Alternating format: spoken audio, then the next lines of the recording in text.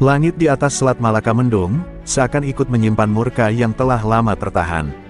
Kapal-kapal pengangkut gas LPG berbendera merah putih tertahan di tengah laut, dikepung oleh patroli laut Malaysia yang menolak memberi izin melintas.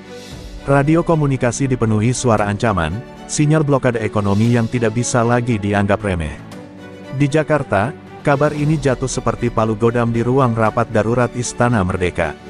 Prabowo, berdiri dengan tangan terkepal, menatap layar besar yang menampilkan rekaman satelit, satu demi satu, kapal Indonesia dihadang dan dipaksa putar balik. Ini bukan diplomasi, ini perang ekonomi, ucapnya dingin. Rapat kabinet mendadak menjadi ruang peperangan kata. Para menteri saling silang pendapat, namun Prabowo tetap diam. Matanya memicing, menghitung risiko di kepalanya. Menteri Pertahanan memberi laporan lengkap, 6 kapal LPG tertahan, 1 mengalami kerusakan mesin akibat manuver provokatif kapal Malaysia. Jika kita diam, mereka akan melangkah lebih jauh, katanya. Di ujung ruangan, Panglima TNI mengangguk pelan. Saat semua terdiam, suara Presiden menggelegar, kita balas. Kontan, keputusan dibuat malam itu juga. Operasi pembalasan dirancang dalam sunyi, tanpa siaran pers, tanpa sinyal terbuka. Di sebuah pangkalan rahasia di Natuna, pasukan elit hantu laut dikumpulkan. Komandan mereka, Letkol Arya Satya, menerima dokumen operasi bersampul hitam bertuliskan satu kalimat, hancurkan simbol perut mereka, sebelum mereka melumpuhkan paru-paru kita. Tak ada keraguan di mata para prajurit laut itu, hanya kesiapan membalas penghinaan terhadap kedaulatan. Sementara itu, media Malaysia mulai menyebar narasi bahwa Indonesia menyerah di perairan Malaka. Wawancara dengan pejabat pertahanan mereka bernada pongah, menyebut Indonesia tak punya nyali untuk melawan. Di tengah gempuran narasi itu, rakyat Indonesia di media sosial mulai panas. Tagar-tagar balas Malaysia dan tagar selat bukan milikmu trending dalam hitungan jam. Rasa nasionalisme kembali meletup seperti bara yang tersiram bensin. Di tengah malam yang gelap, 5 kapal pengangkut beras Malaysia bersandar di pelabuhan Klang, tak sadar bahwa mereka sudah menjadi sasaran dalam permainan yang lebih besar. Sementara para awak kapal tertidur lelap, di dasar air pasukan hantu laut berenang tanpa suara, membawa muatan maut yang akan mengubah arah sejarah kawasan. Di permukaan, angin laut berembus pelan, seperti menahan napas sebelum ledakan besar. Dan ketika fajar mulai menyingsing, langit Selat Malaka tak lagi mendung, tapi memerah oleh api dan ledakan. 5 kapal meledak hampir bersamaan, menimbulkan guncangan tidak hanya di perairan, tapi juga di meja-meja pemerintahan Kuala Lumpur. Sebuah pesan telah dikirim, dan Indonesia tak lagi diam. Dini hari, 1 jam sebelum ledakan, laut di sekitar pelabuhan Klang terasa anehnya sunyi. Tidak ada tanda-tanda badai, tapi ombak tampak gelisah. Di bawah permukaan, pasukan elit hantu laut meluncur diam-diam dengan peralatan siluman terbaru buatan dalam negeri. Tubuh mereka dibalut wetsuit hitam karbon, membawa muatan C4 termodinamika khusus yang mampu menembus lapisan lambung kapal dagang dalam hitungan detik. Letkol Arya Satya memimpin langsung operasi ini. Dari balik topeng pernapasannya, dia hanya berbisik melalui komunikasi internal, untuk tanah ini, jangan goyah. Jalankan. Detik demi detik berjalan dengan ketegangan yang mencekik. Kapal-kapal pengangkut beras yang menjadi sasaran sedang dalam proses bongkar muatan, tapi penjagaan pelabuhan terlalu percaya diri, tidak ada satupun unit anti-sabotase berjaga. Arya dan timnya menyusup di bawah bayang-bayang dermaga, menanam peledak di titik vital kapal, ruang mesin, tangki bahan bakar, dan poros utama penggerak. Setiap peletakan dilakukan dalam diam yang mencekam, hanya terdengar detak jantung di telinga masing-masing anggota.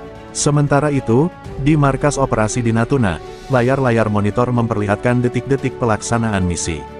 Waktu peledakan sudah ditetapkan, pukul 5 waktu Indonesia Barat. Di ruang kontrol, para perwira memandangi hitungan mundur dengan wajah kaku. Beberapa ada yang menggertakkan gigi, menahan ledakan emosi. Mereka tahu, sekali tombol ditekan, tidak ada jalan kembali. Indonesia resmi melangkah keluar dari bayang-bayang diplomasi, ke dalam terang panasnya konflik terbuka. Saat jam menunjukkan pukul 5 tepat, tombol detonasi ditekan dari jarak jauh. Dalam sekejap, 5 ledakan nyaring membelah kesunyian pagi. Api menjulang setinggi tiang pelabuhan, asap hitam membubung membawa bau terbakar dan kepanikan. Kapal-kapal pengangkut beras milik Malaysia hancur nyaris bersamaan, terlihat dari kejauhan seperti bunga api raksasa yang meledak di atas laut. Sirine meraung-raung, tentara dan polisi berhamburan, tapi semuanya sudah terlambat. Di tengah kekacauan, tim hantu laut sudah menghilang, kembali ke kedalaman laut seperti bayangan. Tak ada jejak, tak ada suara. Arya tersenyum tipis di balik masker oksigennya, lalu memberi isyarat tangan, misi selesai. Mereka kembali ke kapal selam taktis Nagapasa 04, yang langsung menyelam dan menghilang dari radar Malaysia. Dunia bawah laut kembali hening, tapi di atasnya, dunia sedang terbakar. Berita ledakan menyebar lebih cepat dari api itu sendiri. Siaran langsung di Malaysia tertangkap oleh media global, terutama saat salah satu reporter berteriak panik sambil berlari dari reruntuhan pelabuhan. Kuala Lumpur terguncang, Perdana Menteri Malaysia langsung mengadakan rapat darurat. Namun, belum ada satupun yang bisa menyebutkan siapa pelakunya. Hanya satu hal yang jelas, kekuatan misterius telah datang, dan mereka bukan main-main.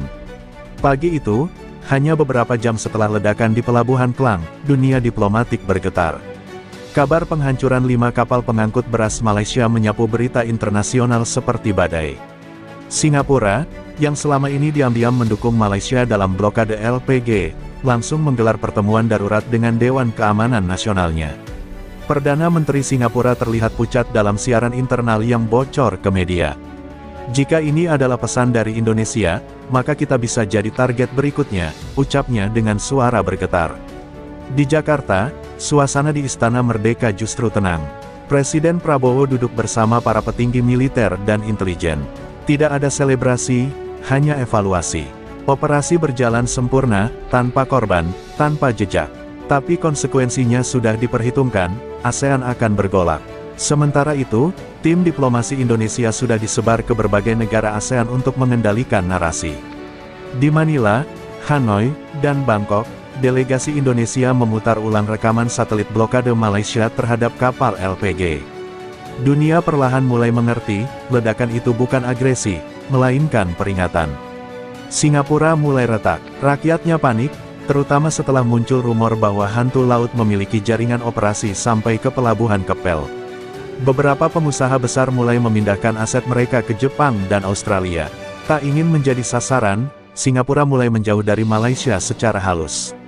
Mereka menarik kapal patroli gabungan dan membatalkan latihan militer bersama yang seharusnya digelar minggu itu. Media lokal mulai mengubah arah pemberitaan, menyalahkan Malaysia karena memicu ketegangan ekonomi kawasan. Malaysia, di sisi lain, mulai kehilangan pijakan. Di tengah kepanikan pangan dan tekanan ekonomi, rakyat mulai turun ke jalan. Demonstrasi menyebar dari Johor hingga Penang, menuntut pemerintah bertindak lebih tegas atau mundur. Namun di balik layar, elit politik Malaysia mulai saling menyalahkan. Beberapa faksi internal mulai mendesak pembalasan militer, tapi para jenderal mereka ragu, Indonesia bukan Indonesia yang dulu, bisik salah satu perwira senior, mengingat latihan militer skala besar Indonesia 2 bulan sebelumnya yang menunjukkan kemampuan drone tempur dan kapal siluman baru. Sementara ASEAN terpecah, Indonesia justru menguat. Vietnam dan Thailand secara diam-diam menyatakan simpati. Filipina menolak ikut campur, tapi membuka jalur diskusi ekonomi dengan Jakarta. Indonesia memanfaatkan momen ini untuk memperkuat dominasi, mengumumkan kerjasama energi regional dan ekspansi armada laut tahap kedua. Dunia mulai sadar, kekuatan regional sedang bergeser, dan pusatnya bukan lagi Kuala Lumpur atau Singapura, tapi Jakarta. Di bawah permukaan, Letkol Arya Satya dan tim hantu laut sudah kembali ke pangkalan. Mereka tidak menerima penghargaan, tidak ada seremoni. Hanya perintah baru yang datang, bersiap untuk fase 2. Arya menatap daftar target baru yang dikirim dari Mabes TNI. Satu nama tertera di atas daftar, Pelabuhan Singapura. Matanya menyipit, dan dia tahu, pertempuran belum selesai. Ini baru awal dari badai yang akan menyapu seluruh Asia Tenggara. 3 hari pasca ledakan, Malaysia memasuki masa paling gelap dalam sejarah modernnya. 5 kapal pengangkut beras yang hancur ternyata memuat lebih dari 40% pasokan beras impor nasional untuk bulan itu. Rantai distribusi lumpuh, gudang-gudang pangan mulai kosong. Di Kuala Lumpur, rak-rak supermarket diserbu warga yang panik. Video ibu-ibu berebut sebungkus beras viral di media sosial, memicu gelombang ketakutan yang lebih besar. Pemerintah mengumumkan kendali harga sementara, namun itu hanya memperparah kekacauan. Beras hilang dari pasar, dan harga di pasar gelap melonjak 3 kali lipat. Perdana Menteri Malaysia, dalam siaran langsung yang ditunggu rakyatnya, justru tampak gugup dan kehilangan arah. Kata-katanya tak lagi menginspirasi, malah menyulut kemarahan. Kami akan mengusut pelaku ledakan dan meminta pertanggungjawaban internasional, katanya, tanpa menyebut nama Indonesia secara langsung. Tapi rakyat sudah tahu siapa yang mereka anggap musuh. Namun, di balik kemarahan itu, mulai muncul suara lain, suara yang menyalahkan pemerintah sendiri karena memulai provokasi dengan memblokir ekspor gas Indonesia. Kita main api, sekarang kita terbakar, ucap salah satu mantan jenderal dalam wawancara yang ditayangkan secara anonim. Kota-kota besar mulai tak terkendali. Di Ipoh dan Melaka, kerusuhan pecah di pasar tradisional. Militer diterjunkan untuk mengamankan gudang pangan, tapi justru memicu bentrokan dengan warga yang lapar dan marah. Di Johor, demonstran membakar baliho pemerintah dengan slogan, "Kedaulatan Ekonomi Asia". Jalan-jalan ditutup, dan pasokan dari utara tersendat karena truk-truk pengangkut diserbu. Para pengusaha mulai melarikan diri ke Singapura, sementara rakyat biasa dibiarkan bertahan sendiri. Dewan Raja-Raja Melayu pun mulai bersuara, langkah-langkah yang menandakan krisis sangat serius. Dalam pernyataan resmi, mereka meminta pemerintah mengevaluasi ulang posisi Malaysia dalam konflik dengan Indonesia. Jangan korbankan rakyat demi ego politik, bunyi salah satu kutipan keras dari Sultan Johor.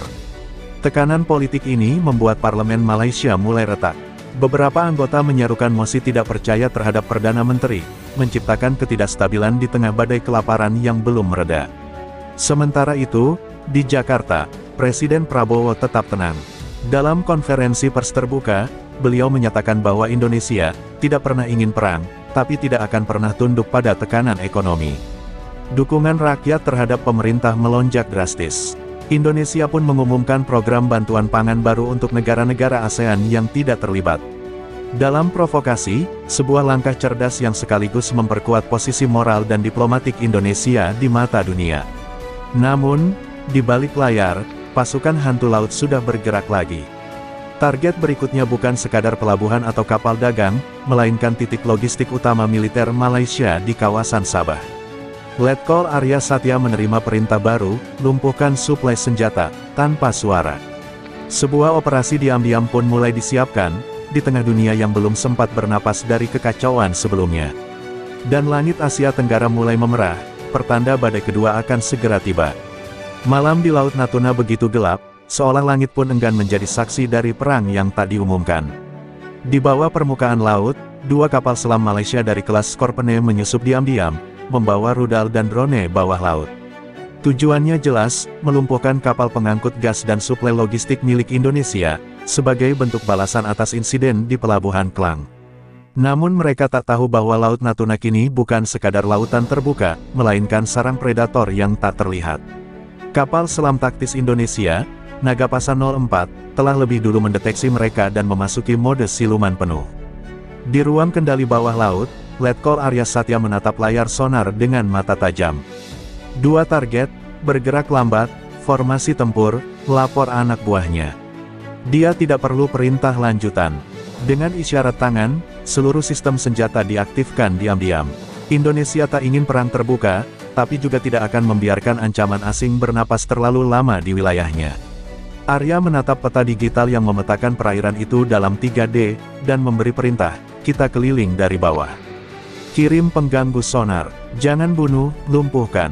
2 drone bawah laut Indonesia, prototipe Siluman 7, meluncur dalam senyap. Mereka bukan drone biasa, mampu menebarkan sinyal sonar palsu, mengacaukan sistem navigasi musuh, dan bahkan menyusup ke sistem elektronik kapal selam lawan. Dalam waktu 7 menit, sistem komunikasi kedua kapal selam Malaysia terganggu. Layar di dalam kapal musuh mulai berkedip, alarm berbunyi acak, dan sensor mereka tak lagi bisa membaca kedalaman laut dengan akurat. Salah satu kapal naik terlalu cepat, dan justru muncul di permukaan, memancing perhatian kapal patroli Indonesia yang langsung mengepungnya. Panik melanda kru kapal selam Malaysia. Mereka mengirim sinyal SOS, tapi terlalu lambat.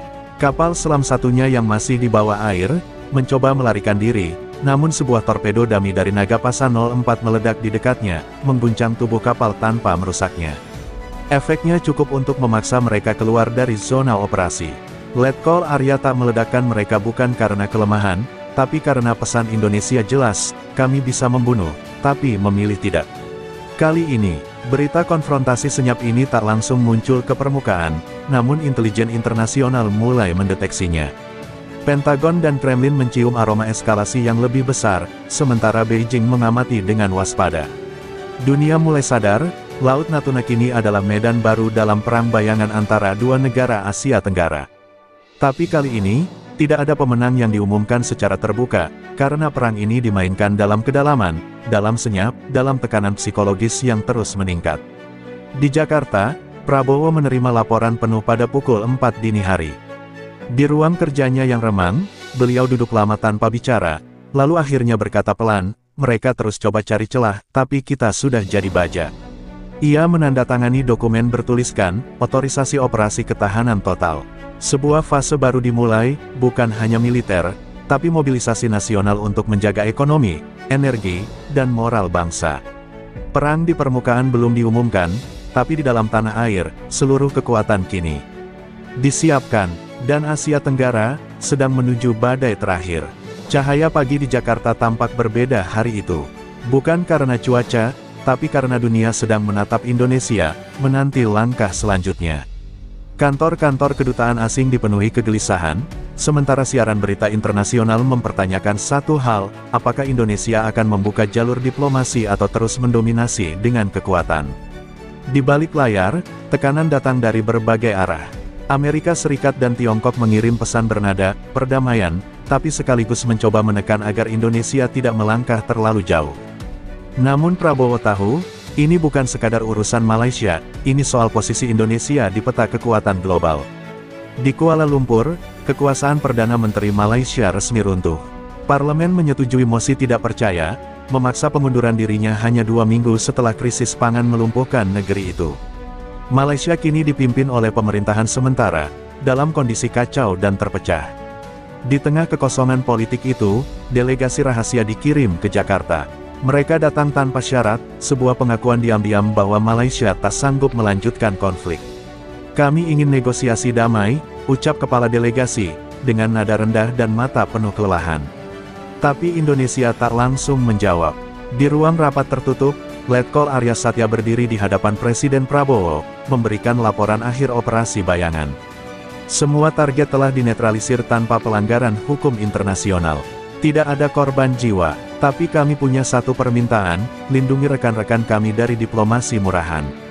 Prabowo mengangguk, tidak akan ada kompromi yang menjual harga diri bangsa, jawabnya tegas. Suasana di ruangan itu kental dengan rasa kemenangan, tapi juga kehati-hatian.